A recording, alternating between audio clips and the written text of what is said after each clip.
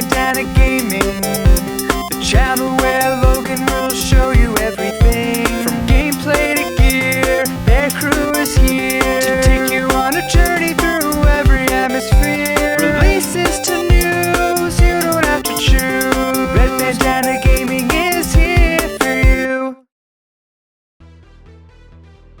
Hey everybody, Logan here, and more bad news for Xbox and Halo fans, especially Halo fans.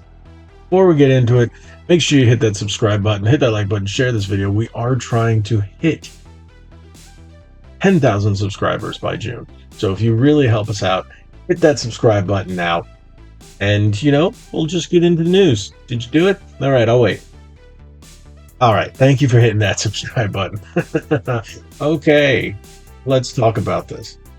So, Halo Infinite campaign DLC reportedly never existed. Multiplayer live service, the focus. This comes from Pure Xbox.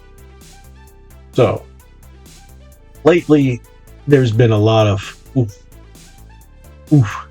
news coming out of Microsoft, and especially with 343, with getting all the layoffs and stuff, and it's pretty rough. So we're going to go over this short article.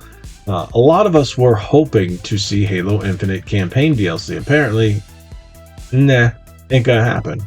Never planned on happening.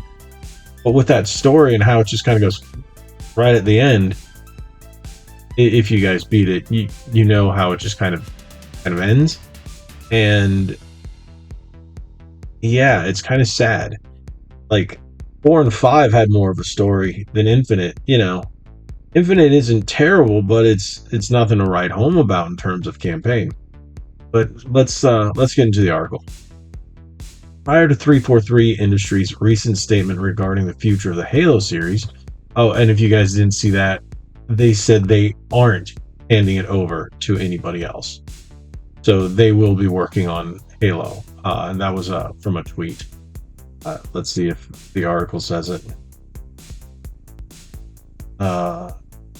Halo and Master Chief are here to stay. 343 Industries will continue to develop Halo now and in the future, including Epic Stories multiplayer and more of what makes Halo great. Yeah, there was a big rumor going around that 343 was losing Halo, so it's not true. Rumors were swirling that the team had scaled back its Halo Infinite post-launch plans following a series of layoffs over at Microsoft. We talked about that on another video. However, new reports are suggesting that rumors were false and that 343's DLC plans were being misreported in the first place. Over on Twitter, there you go, Windows Central's Jez Corden wrote this regarding Halo Infinite's campaign DLC. So even though Windows Central is pretty legit, anytime people reference Twitter, you always go, E. A lot of people go, E. It's just one of those things. From what I've heard via multiple sources, Halo Infinite's campaign DLC never existed beyond conversations. Focus has been entirely on live service, which is sad, because live service, meh. In short, Corden believes there was never any real single-player add-on plans over at 343 Industries, and that a multiplayer live service was always the focus. For now, the focus is indeed all we've seen from the team, as no campaign content has been added since launch. Honestly, the campaign really feels like an afterthought, even though Halo has always been focused on a massive campaign with a quality multiplayer. Now it felt like a massive multiplayer with an all-right campaign.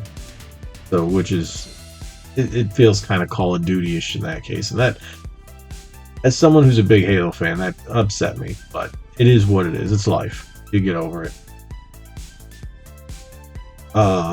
Where do we go?